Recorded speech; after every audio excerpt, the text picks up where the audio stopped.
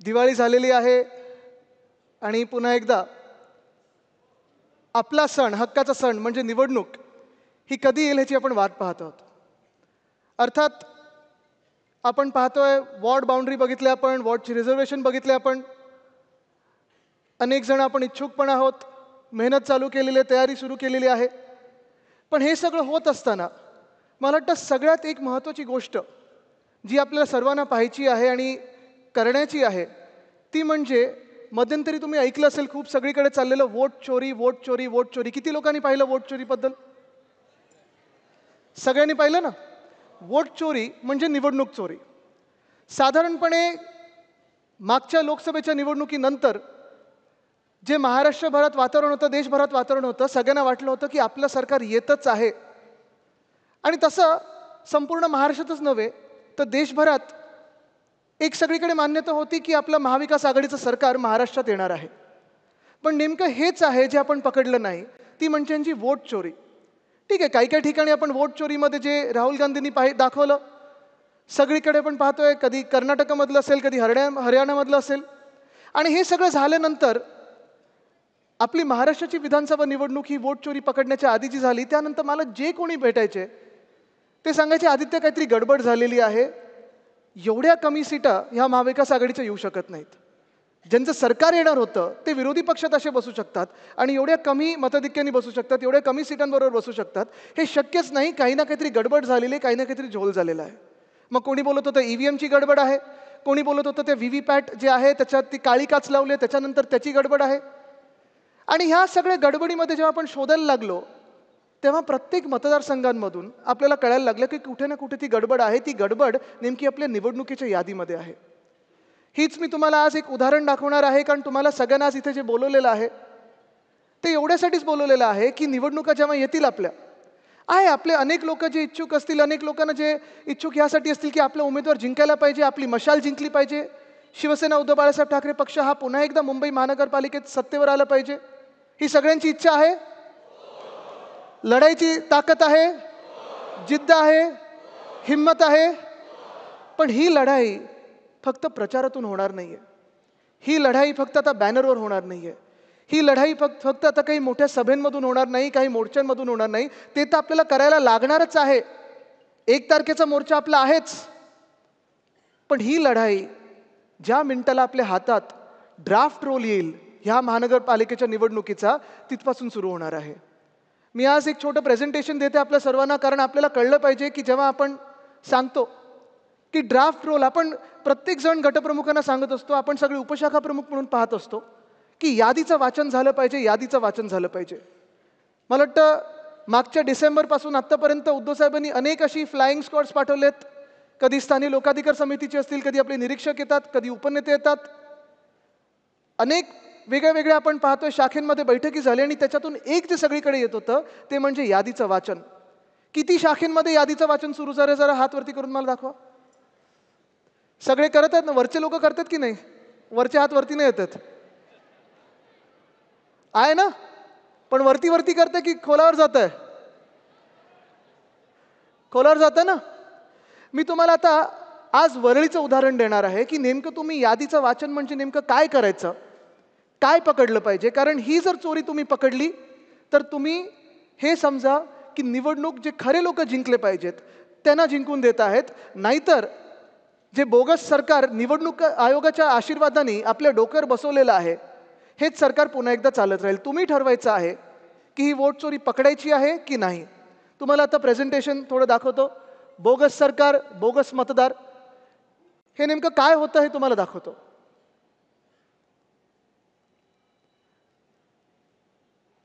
हा वरळी मतदारसंघ आहे जिथे तुम्ही आज बसलेला आहात. वरळीमध्ये लोकसभेच्या मतदानाच्या यादीमध्ये साधारणपणे 2,52,970 लोक होते. तेच विधानसभेमध्ये किती झाले? 2,63,352. ठीक आहे, आम्ही समजू शकतो काही नैसर्गिक वाढ झाली असेल. आपली लोकसभेची निवडणूक कधी होती? मे महिन्यात. विधानसभेची कधी होती? ऑक्टोबरमध्ये. ह्या 4 महिन्यांमध्ये कदाचित वाढ झाली असेल, कारण आपली जी शेवटची यादी आली होती लोकसभेची ती एप्रिलच्या आसपास होती आणि विधानसभेची ही ऑक्टोबरमध्ये आली होती.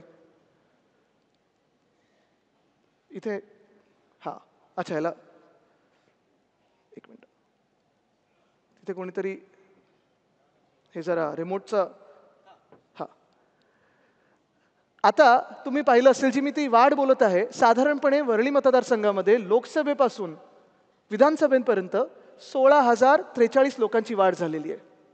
कदाचित आपणही नोंदवले असतील, काही जेन्युइन मतदार आले असतील, काही नवीन मतदार असतील, काही 18 वर्षाचे झाले असतील. ही वाढ आपण समजू शकतो. आणि डिलीटेड मतदार जे आहेत ते 5,661 आहेत. पण ही मतदारसंख्या जी वाढली होती त्याच्यात जेव्हा मी अभ्यास करायला लागलो, ज्या खोलावर गेलो की खरोखर एवढे मतदार वाढलेत का, खरोखर एवढे मतदार डिलीट झालेत का, कोण आहेत हे डिलीटेड मतदार, हे वाढलेले मतदार कोण आहेत, हे पाहिल्यानंतर आपलं दिसतं साधारणपणे 19,333 मतदार 2 लोकांनी ह्या यादीवर अभ्यास केल्यानंतर पकडलं जात आहेत की हे 19,333 मतदार हे गडबडीतले आहेत. ह्यांना आम्ही अनॉमली बोलतो, स्टॅटिस्टिक्समध्ये ह्यांना अनॉमली बोलतात. म्हणजे काहीतरी कुठेतरी गडबड आहे. ही कुठची गडबड आहे आणि कुठची गडबड नेमकी आपण पकडली पाहिजे ह्याचं आता तुम्हाला उदाहरणं देतो. हे एक जबरदस्त उदाहरण आहे. नरहरी कुलकर्णी हे वोटर लिस्ट 196 मधले आहेत.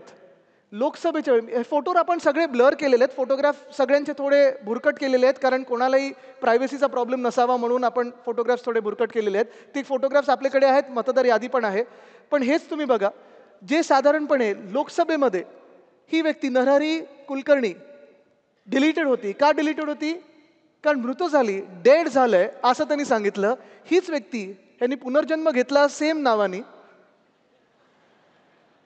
आणि मतदान केलं येऊन विधानसभेमध्ये. बरं आम्ही ह्यांच्या घरी गेलो, चेक करायला गेलो, साधारणपणे खरोखर आहेत नाही आहेत काय, कारण हे ई दिसलं की डेड आहे. पण ही मतदार यादी बदललेली आहे तुम्ही पाहू शकता. आणि इपिक नंबर हा वेगळा झालेला आहे. म्हणजे पुन्हा एकदा ह्यांचं कोणीतरी रजिस्ट्रेशन नव्याने केलेलं आहे. जी व्यक्ती आता नाही आहे तिचं रजिस्ट्रेशन पुन्हा एकदा केलेलं आहे. नावात थोडं स्पेसिंगमध्ये बदल केलेला आहे. इपिक नंबर वेगळा दिलेला आहे, यादी वेगळी केलेली आहे आणि ह्यांनी जाऊन विधानसभेत मतदान केलेलं आहे. मतदान झाल्यानंतर पुन्हा ह्या व्यक्तीला यादीतून काढलेलं आहे. हे पहिलं उदाहरण आहे.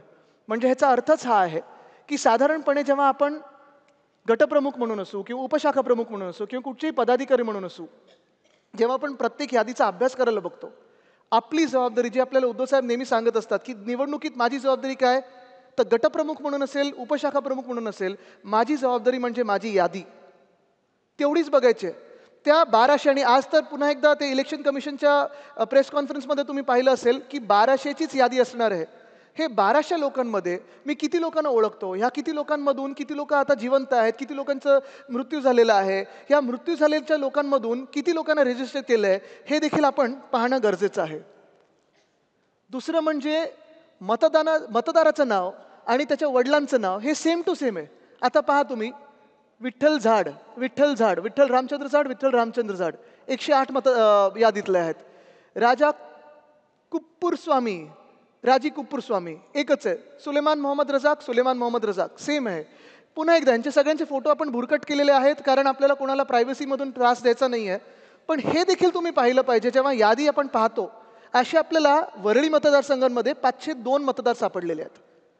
म्हणजे वडिलांचं नाव पण तेच आहे किंवा रिलेटिव्हचं पण नाव तेच आहे आणि स्वतःचं पण नाव तेच आहे. हे तर ठळकपणे आपल्याला एक यादी वाचनमध्ये जी आता यादी येईल त्याच्यात तुम्हाला दिसेल ही यादी सगळ्यांकडे आहे ऑलरेडी. तर त्याच्यात हे तुम्ही पाहिलं पाहिजे की किती अशी नावं आहेत जी साधारणपणे सेम टू सेम आहेत. आता हे भलतंच प्रकार आहे.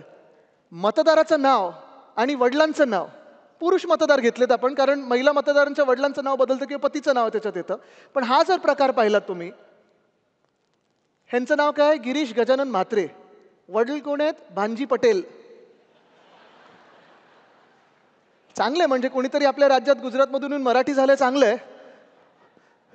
आता ह्यांचं नाव आहे काय, डुयोडाप रामवंदन यादव आणि वडिलांचं नाव आहे सहुदेव वाघमारे.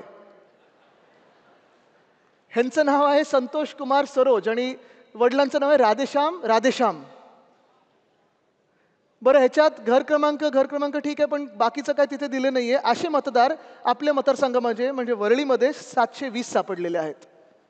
हे देखील आपल्याला दिसणार आहे. एक यादीत झलक मारली आपण, एकदा पाहिलं आपण की वडिलांचं नाव काय आहे किंवा पतीचं नाव काय आणि स्वतःचं नाव काय हे जर पाहिलं तर असे पुन्हा एकदा आपल्याला कितीतरी मतदार दिसतील जे असे घोळ केलेले मतदार आहेत.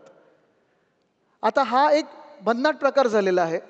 आपण जागतिक पातळीवर ह्याला वोकिझम बोलू शकतो की तुम्ही ठरवता तुमचे प्रोनाउन काय आहेत, दे देम हिज हर वगैरे. पण इथे ऑपरेशनच्या बिना स्त्रीलिंगचं पुलिंग केलं, पुलिंगचं स्त्रीलिंग केलंय. गौरी गगन गुप्ता, परत फोटोज आपण थोडे भुरकट केलेले आहेत, लिंग पुरुष. इथे तेजश्री दिलीप हडकर, लिंग पुरुष. असे 643 मतदार आपल्याला आपल्या विधानसभेत सापडलेले आहेत. आता कदाचित हा पुन्हा एकदा निवडणूक आयोग सांगू शकतं की हा एरर आहे, टायपिंग मिस्टेक आहे, चूक झालेली आहे. पण ही जबाबदारी खरं तर निवडणूक आयोगाची आहे. जेव्हा आपण मतदानाला जातो तेव्हा सगळे असे पाहत असतात आपल्याकडे की तुम्ही कोण, तुमचं नाव काय, तुम्ही हे दाखवा ते दाखवा. मग हे तुम्हाला दिसत नाही निवडणूक आयोगाला. आणि म्हणून आता जबाबदारी जी निवडणूक आयोग जे करत आहे ते आपल्याला पण काम करायला लागणार आहे. कारण निवडणूक आयोग हे भाजपचं काम करतं. मग निवडणूक आयोगाचं काम कोणी करायचं? आपण करायला पाहिजे. तर हे असे मतदार जे आहेत असे देखील तुम्ही पाहिले पाहिजेत, पकडले पाहिजेत. 643 मतदार आहेत. No EPIC number. मला तुम्ही सांगा इथे किती लोक आहेत ज्यांनी गेल्या काही निवडणुकांमध्ये मतदान केलेलं आहे? सगळे आहेत? निवडणुकीचे कार्ड तुमच्याकडे आहे? घरी सगळ्यांकडे आहे? त्याच्यावर इथे जो एक नंबर आहे तो एपिक नंबर, तो प्रत्येकाकडे आहे ना? आता तो एपिक नंबर नसेल तर गडबड तर होते. असे एपिक नंबर नसणारे देखील नावं प्रत्येक यादीत घुसवलेले आहेत. हे लोक कोण आहेत, कुठून आले, का एपिक नंबर ह्याच्यावर नाही आहे? कारण आम्ही जेव्हा विचारलं तिथे निवडणूक आयोगामध्ये तर त्यांनी सांगितलं नाही, आम्ही सगळ्यांना एपिक नंबर देत आहे, काही अशी गडबड असेल तर आम्हाला सांगा. मग ही गडबड पकडणार कोण? असे वरळीत 28 सापडले आपल्याला ज्यांचे एपिक नंबर नाही आहेत. आता हे पहा तुम्ही, duplicate name in voter list, same epic. Epic number same आहे, सगळं सेम आहे, पूर्णपणे सेम, पण त्याच वेगळ्या वेगळ्या यादींमध्ये एका यादीमध्ये सेम टू सेम नावं, कुठे छोटासा इकडे तिकडे बदल केलेला आहे. म्हणजे डुप्लिकेट असे किती मतदार असतील, किती मतदार कार्ड बनले असतील हे तुम्ही पाहिलं पाहिजे. असे 133 मिळालेले आहेत जे डुप्लिकेट नावं आहेत, सेम टू सेम आहे. म्हणजे हे आता पार्वती प्रदीप कुमार सोलंकी, पार्वती प्रदीप कुमार सोलंकी, हा एपिक नंबर सेम आहे, हा एपिक नंबर सेम आहे, सगळं काही सेम आहे. पण हे दोनदा आलं यादीमध्ये, दोनदा आलेलं आहे. म्हणजे कदाचित 2 लोक जाऊन मतदान करू शकले असतील यांच्या नावावर. असे 133 लोक आपल्याला सेम टू सेम सापडलेले आहेत. आता हे आहे सेम पर्सन डिफरंट एपिक. म्हणजे एका व्यक्तीचं 2दा किंवा 3दा मतदानाचं कार्ड बनवलेलं आहे, पण वेगळे वेगळे एपिक नंबर आहेत. आता तुम्ही उदाहरण म्हणून पाहायचं थोडं. आता हे उदाहरण खूप महत्त्वाचं आहे. हे उदाहरण जर तुम्ही पाहिलं तर ही अनया सहानी, बाकी सगळं जर तुम्ही पाहिलं किरण साहनी नाव, आईचं नाव किरण साहनी, हे दोन्ही बरोबर आहे. पण हिचं इकडे नाव अनाया सावनी केलेलं आहे, इथे अनया सहानी आहे. फोटो दोघींचा सेम आहे, आत्ता मी भुरकट केलेला आहे, पण सेम टू सेम फोटो. जुळी आहेत का आम्हाला माहिती नाही, पण सहानी सावनी कसं बदललं माहीत नाही. घराचा पत्ता सेम आहे, सगळं काही सेम आहे. बाकी हे 2 बदललेले इपिक नंबर आहेत. म्हणजे इपिक नंबर जर हा युनिक असेल तर मग एका व्यक्तीचे 2 कार्ड्स, थोडीशी नावं आडनावं इकडे तिकडे करून, तोच पत्ता, तेच वय, आईचं नाव तेच आहे, फोटो तेच आहे, इपिक नंबर बदलून वेगळे वेगळे मतदार असे किती कार्ड्स केले असतील हे तुम्ही तुमच्या मतदारसंघांमध्ये बघितलं पाहिजे. ही देखील वोट चोरी तुम्ही पकडली पाहिजे. ह्यांचं तर आता एवढं भुरकट झालेलं आहे नाव. कारण अजून एक तुम्हाला सांगतो, निवडणूक आयोगाचा जो रोल आहे तो एक तर मशीन रिडेबल नाही आहे, तो तुम्हाला कन्वर्ट करायला लागतो. दुसरं म्हणजे तो एवढा भयानक प्रकारे त्यांनी दिलेला आहे, एवढं काही किचकट करून ठेवलेलं आहे की प्रिंट जरी काढली तरी तुम्हाला वाचता येतं, नाकी नऊ येतात, असं त्यांनी हे सगळं काम करून ठेवलेलं आहे. ही चोरी देखील फार महत्त्वाची आहे. कुठे तुम्हाला सिमिलर स्वतः फोटो दिसत असेल हे पकडणं तुम्ही गरजेचं आहे. आता हे सगळ्यात महत्त्वाचं आहे. आत्तापर्यंत तुम्ही पाहिलं असेल की आपण वेगळी टेक्नॉलॉजी वापरून, वेगवेगळे सॉफ्टवेअर वापरून जे नावांमध्ये गडबड आहे, जी इपिकमध्ये गडबड आहे, जे ॲड्रेसमध्ये गडबड आहे, हे सगळं आपण पकडू शकलेलो आहे. पण आत्तापर्यंत एकच सॉफ्टवेअर आहे इरोनेट नावाचं, मला वाटतं त्याचं नाव इसीनेट केलेलं आहे, जे स्वतः निवडणूक आयोगाकडे आहे. ते एक गोष्ट पकडतं, ते म्हणजे फोटोचा प्रॉब्लेम. फोटोचा प्रॉब्लेम हे किती याद्यांमध्ये आहे, किती लोकांच्या मतदान कार्डवर आहे हे अजून आपण पकडू शकत नाही. त्याला आपल्याला यादी वाचनच करायला लागतं आणि म्हणून इथे आपला आकडा कुठचा आलेला नाहीये. हे फोटोज इथे भुरकट केले नाहीयेत, हे असेच फोटो आहेत. आता मला तुम्ही सांगा, जर तुम्ही पोलिंग एजंट म्हणून बसला असाल आणि हे कार्ड तुमच्या समोर आलं, कोण आहे त्या भूमिका पाटकर नावाच्या, काय पाहणार आहे तुम्ही याच्यात? एक फोटो असा आहे आपल्याकडे, ते आहे त्या कुठेतरी पुढे याच्यात एकाचं नाक दाखवलंय. पण हे असे जे आहेत प्रकार, हे प्रकार तुम्हाला सहज एका यादीमध्ये नजर टाकल्यानंतर असेच पकडता आले पाहिजेत. कारण जिथे फोटो तुम्हाला ओळखताच येत नाहीये, काय आपले पोलिंग एजंट बसून पकडणार आहेत तिथे? बरं, ह्याचा आकडा पण नाहीये. म्हणजे जो पहिला आकडा मी बोललो ना स्टॅटिस्टिकल अनॉमलीचा 19,333, हा आकडा फोटो जिथे नाही आहेत किंवा फोटोची गडबड आहे हे सोडू नये. म्हणजे असे अजून जर पकडले तर साधारणपणे वरळीच्या मतदारसंघामध्ये जी गडबड आहे, जे मतदार यादीमध्ये गडबड आहे, तो आकडा 22,000 ते 23,000 पर्यंत पोहोचू शकतो. 22,000 ते 23,000 हा कमीत कमी आकडा बोलतोय. हा आकडा अजून आम्हाला पकडायचा, त्याचं यादीचं वाचन सुरू आहे. जसं हा प्रॉब्लेम आहे तसं पुढचा आहे की फोटोच नाहीये. हे देखील तुम्ही पाहिलं असेल. आता हे अमित लाल बहादूर यादव जे आहेत, वडिलांचं नाव लाल बहादूर वगैरे, हे सगळं ठीक आहे, पण इथे फोटोच नाहीये. हे पण तुम्ही पाहिलं पाहिजे. कारण इथे एपिक आहे, ठीक आहे, मतदार यादी कुठची आहे हे पाहिजे, हे सगळं आहे, पण फोटो नसेल तर तुम्ही ओळखणार कसं आहे ना? हे तर पाहिजे आपल्याला. तर हे देखील तुमचं लक्ष असणं गरजेचं आहे. आता हे बघा, हे वरळीतले 2 मतदार आहेत. कोण पकडू शकणार आहे? हे तर एवढं युनिक आहे. इथे तर 3 भाषांमध्ये लिहिलंय. ही भाषा इंग्लिश आणि मराठी. एका कार्डवर 3 भाषा आहेत. आम्ही जेव्हा निवडणूक आयोगाकडे गेलो होतो, सगळेच आम्ही होतो. मग त्याच्यात उद्धव साहेब होते, राजसाहेब होते, आम्ही सगळे बाकीचे पण नेते होते, जयंत पाटीलजी होते, पवार साहेब होते. आम्ही त्यांना विचारलं की असे जर असतील मतदार कार्ड, हे कारण अनेक आहेत, पूर्ण मुंबईमध्ये असे अनेक मतदार वोटर कार्ड्स आहेत, त्यांना आपण विचारलं की हे नेमकं काय गडबड आहे, हे कसं इथे येऊ शकतं? ते बोलले, सर नाही, बॉर्डर एरिया असेल तर ते कार्ड इकडचे तिकडे होऊ शकतात. बॉर्डर आपली कोणाबरोबर आहे? वरळी का तिकडच्या बॉर्डर बरोबर आहे? इथून 12 नॉटिकल माईल बाहेर गेलं तर तुम्हाला इंटरनॅशनल बॉर्डर लागेल. मग आफ्रिकेमधले कुठचे देश लागतात वगैरे हे पाहायला लागेल. पण ही भाषा कशी येऊ शकते? आणि ही जी गडबड आहे ही देखील तुम्ही पकडली पाहिजे. ही देखील निवडणूक आयोगाने सुधारणा करणं गरजेची आहे.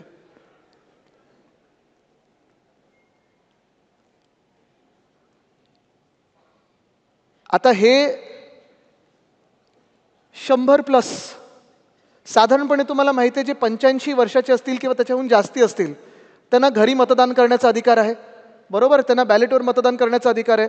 आपण उमेदवार म्हणून त्यांच्या घरी जातो, आशीर्वाद घेतो, आपल्यासोबत एक पोलिंग एजंट जातो, त्यांच्या मतदानाच्या दिवशी देखील आपली यंत्रणा त्यांच्यासोबत असते, बाकी सगळ्या पक्षांची असते. साधारण आपल्याला माहिती असतं की आपल्या मतदारसंघामध्ये 85+ वयाचे किती लोक आहेत आणि हे आपल्याला कळतंच. पण ही जेव्हा मी यादी पाहत होतो, हे परत मी चेहरे बुरकट केलेले आहेत कारण मला कोणाचेही चेहरे याच्यात दाखवायचे नाही आहेत, पण हे जेव्हा आपण करतो तेव्हा 100 वर्षाहून जास्ती जगणारे वरळीमध्ये 113 मतदार आहेत. ही माझी पुढच्या निवडणुकीसाठी ॲडव्हर्टाईज होणार आहे. कोणाला चांगलं जीवन जगायचं असेल, 100+ जगायचं असेल, वरळीत या. हे मी आता ही आयडिया बिल्डरांना पण देणार आहे. इथे सगळ्या ज्या स्कीम चालू आहेत, फ्लॅट चांगले विकायचे असतील तर हेच वापरा. पण हे इथे थांबत नाही. थोडा आनंद व्यक्त केला आम्ही, चला चांगलं आपला मतदारसंघ फिट इंडियामध्ये बसतो. थोडी चौकशी केल्यानंतर हे मतदार जे आहेत, ह्या शालिनी पार्टे, ह्या 2000 साली गेलेल्या आहेत. हे कोण? दिनदेश्री तिवारी, हे 2007 मध्ये गेलेले आहेत. कृष्ण अडवाणी, म्हणजे ते हे नाहीत, हे ॲड्रेसच रॉंग आहे. हे 95, म्हणजे 5 वर्षाचा मी होतो तेव्हा हे गेलेत. आता मी 35 वर्षाचा असताना निवडणूक लढलो तर यादीत आलेले आहेत. हे 2021 मध्ये गेलेले आहेत. हे अशी यादी ही निवडणूक आयोगाने आपल्या महाराष्ट्रात आणली आणि मतदान करून घेतलेलं आहे. असं हे बोगस सरकार आपल्या डोक्यावर बसलंय. पण एक आहे की ह्या यादीप्रमाणे किती लोकांनी ह्यांच्या नावावर मतदान केलं असेल, ही गंभीर बाब आहे, ही आपण लक्षात घेणं गरजेचे आहे. आता चला, मी एका बाजूला समजू शकतो की खूप वेळा काही कारण निवडणूक आयोग देईल की तुम्ही हे सुधारलं नाही, ते सुधारलं नाही, असं करायला पाहिजे, तसं करायला पाहिजे. पण हा जो घोळ आहे हा नुसता एरर नाही आहे, हा फ्रॉड आहे, हा वोटिंग फ्रॉड आहे, हा निवडणुकीतला फ्रॉड आहे. House number not properly mention. आता तुम्ही बघा, हे सगळे मतदार, इथे 67 मतदार जे आहेत ते घर क्रमांक काय दाखवलंय? जो जो जो जो जो हा जो म्हणजे जोल दाखवलंय की काय दाखवलं माहित नाही. जो म्हणजे झोपडपट्टी, पण त्याला प्रत्येक झोपडपट्टीला देखील एक आकडा असतो. म्हणजे हे जिथे जो आहे तिथे क्रमांक काय आहे, कारण पुन्हा एकदा जेव्हा SRE मध्ये जातो त्या आकड्याप्रमाणेच तर घरं मिळतात. मग जर आकड्याप्रमाणे घरं मिळत असतील, आकड्याप्रमाणे अॅनेक्शर बनत असतील, मग आकड्याप्रमाणे निवडणूक आयोग मतदान का नाही करू शकत?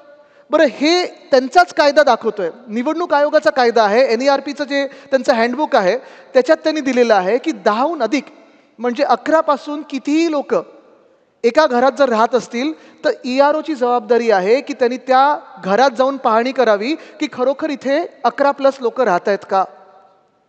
हे EROनी केलं होतं का? हे निवडणूक आयोगाने केलं होतं का? जे मतदार यादी ही अशी पूर्ण जो जो जो झोलवाली आहे, ह्याचं करायचं तरी काय? आता पुढचं बघा, तुम्हाला गंमत दाखवतो. इथे गंमत थांबत नाही. आता हाऊस नंबर MT, कामगार नगर 2, NM जोशी मार्ग, इथे पुढेच आहे, थोडं पुढे गेलं तर. परत असे किती माहित आहेत? हे इथे तर बघा, question mark slash question mark question mark question mark, हे पत्ता दाखवला यांचा. हे परत इथे मोकळं मोकळं मोकळं, इथे जो मोकळं मोकळं मोकळं, काहीच नाही इथे. असे किती मिळाले असतील वरळीमध्ये? तर 4177 लोक मिळाले आहेत ज्यांचे आता पत्ताच नाहीये. आम्ही उमेदवार म्हणून ह्यांच्याकडे जायचं तरी कसं? आमचे जे पॅम्फलेट असतात, लिफलेट असतात किंवा प्रचाराला जायचं असेल तर निवडणूक आयोगाने सांगावं हे नक्की काय आहे, कुठे, हा पत्ता कुठे, question mark slash question mark question mark question mark, राहतात तरी कुठे, ही बिल्डिंग कुठे आहे? आता एक मिनटं, पुन्हा एकदा मी तुम्हाला दाखवतो. हा व्हिडिओ प्ले करतो, बघा हा व्हिडिओ बघा.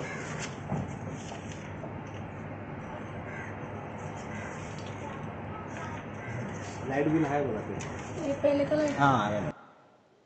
ठीक आहे, व्हिडिओ पाहिला सगळ्यांनी?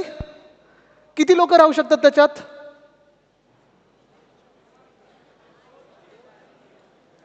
2, 4, कोंबून कोंबून 5, 38 लोक दाखवलेत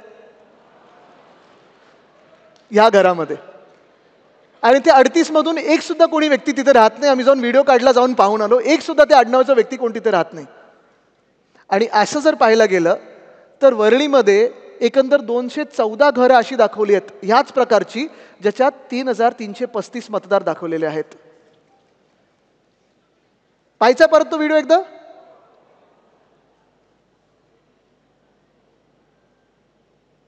हे ठीक आहे, हे आणि ह्या घरामध्ये आहे. आता पुढचा फ्रॉड तुम्हाला दाखवतो. इथे साधारणपणे 48 मतदार दाखवले होते. ॲड्रेस पत्ता काय दाखवला असेल? घसीटाराम हलवाई म्हणून एक दुकान दाखवलं, त्याच्यावर 48 मतदार नोंदवलेले आहेत. पहिली गोष्ट म्हणजे दुकानावर तुम्ही कोणाचं रहिवासी म्हणून नोंद करूच शकत नाही, त्याच्यावर रेसिडेन्सी म्हणून तुम्हाला मतदान मिळू शकत नाही. पण गंमत अशी आहे की हे सगळे माहिती काढत असताना आम्ही जेव्हा इथे गेलो घसीटाराम हलवाईमध्ये थोडी हलवाई घ्यायला गेलो, तेव्हा आत्ताची परिस्थिती अशी आहे. आणि हे दुकान 10 वर्षापूर्वीच कोणीतरी तोडून मोकळं होऊन पुढे गेलेलं आहे. तिथे एक सुद्धा ही व्यक्ती राहत नाही 48 मधून. सगळ्यांचं नाम घसीटाराम हलवाई इथे दाखवलेलं आहे. असे किती असतील? किशोरीताई, आपण कधी गेले तिथे हलवाई खायला? स्नेहलताई बसलेले आहेत, तुमच्या बाजूलाच आहे. आणि नंतर हे सगळं झाल्यानंतर पुन्हा एकदा तुम्हाला सांगतो की आत्ताची म्हणजे विधानसभेनंतर जी नावं डिलीट झालेली आहेत ती प्रत्येक महिन्यात निवडणूक आयोगाच्या वेबसाईटवर वॉर्ड वाईज आता आहेत, विधानसभेच्या वॉर्ड वाईज बरोबर आहेत. तिथे डिलीटेड नावांमध्ये आपण पाहिलं पाहिजे की आपले कार्यकर्ते कोण आहेत, आपल्या परिवारामधलं कोण आहे, आपल्या मित्रांमधलं कोण आहे. कारण साधारणपणे जर आपण पाहिलं तर वरळीमध्ये विधानसभेनंतर 1200 मतदार हे आत्ता कापलेले आहेत. हे आम्ही कुठून सगळे एक एक एक एक पॅरामीटर्स घेतले होते? तर हे काही आपण हवेतून निर्माण नाही केलेले आहेत, हे स्वतःच्या मनातलं काही नाही आहे.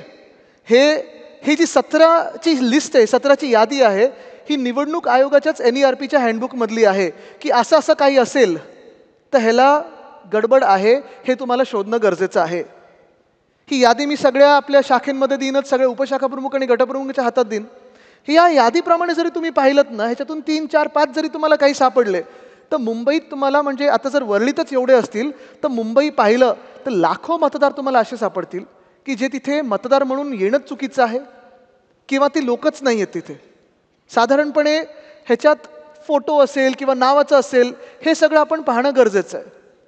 म्हणून पुढचा आपला जो होमवर्क आहे मुंबई पुन्हा एकदा जिंकण्यासाठी, कारण तुम्हाला सांगतो ह्याच्यात ही गंमत म्हणून आपण पाहू शकतो, एक साधारणपणे आपल्याला काम म्हणून पाहू शकतो. आता उद्धव साहेबांना आपल्याला काहीतरी काम द्यायचं आहे, निवडणुकीच्या आधी व्यस्त ठेवायचं आहे, आदित्यला काहीतरी तुम्हाला काम द्यायचं आहे म्हणूनही आपण पाहू शकतो. आणि असं जर पाहिलं तर ठीक आहे, व्यस्त ठेवायला खूप काही गोष्टी आहेत, पण ही जी 4-5 गोष्टींची यादी दिलेली आहे, जर खरोखर आपण आत्तापासून, आता दिवाळी झालेली आहे, ह्या पुढच्या दिवसापासून म्हणजे उद्यापासून प्रत्येक शाखेनी 1200ची यादी काढली, प्रत्येक आपली जी वोटिंग लिस्ट आहे गटप्रमुखांनी त्यांची जी यादी असते तेवढीच जर काढली आणि ह्या 5 गोष्टी बघितल्या की मला नावं डुप्लिकेट किती वाटतात, ह्याच्यात डेड मतदार कोण आहेत, मृत मतदार कोण आहेत पण कदाचित मतदान करायला येतील, म्हणजे बाकी काही ह्यानी नाही, पद्धतीने नाही, ते गद्दारवाले आणतात तसं नाही, खरोखर किती आहेत आणि किती मतदान म्हणून रजिस्टर आहेत, किती लोकांचे फोटो नाही आहेत, किती लोकांचे पत्ते नाही आहेत आणि किती लोकांचे वेगळे वेगळे पत्ते म्हणजे वेगळ्या वेगळ्या पत्त्यांवर वेगळ्या वेगळ्या लोकांचं एका पत्त्यावर लिहिलेलं आहे. पुन्हा एकदा सांगतो, 10 मतदारांहून अधिक एका पत्त्यावर तुम्हाला दिसला तर तिथे तुम्हाला मार्किंग करायला लागेल आणि खरोखर जाऊन पाहायला लागेल की खरोखर ह्या घरामध्ये 10 लोकांहून जास्ती लोक राहतात का, फोटो नसलेले मतदार किती आहेत, इपिक नसलेले मतदार किती आहेत, डुप्लिकेट इपिक नसलेले मतदार किती आहेत. हे जरी तुम्ही पकडू शकलात तरी मला वाटतं तुम्ही मुंबईला अदानिस्तान होण्यापेक्षा वाचू शकता, त्यापासून वाचू शकाल आणि पुन्हा एकदा मुंबई महानगरपालिकेवर आपला भगवा फडकू शकाल. हे आज तुम्हाला ठरवून निघायचं आहे. तयार आहात? तयार आहात? जिंकायला तयार आहात? पण त्याआधी होमवर्क करायला तयार आहात का? धन्यवाद. जय हिंद, जय महाराष्ट्र, वंदे मातरम.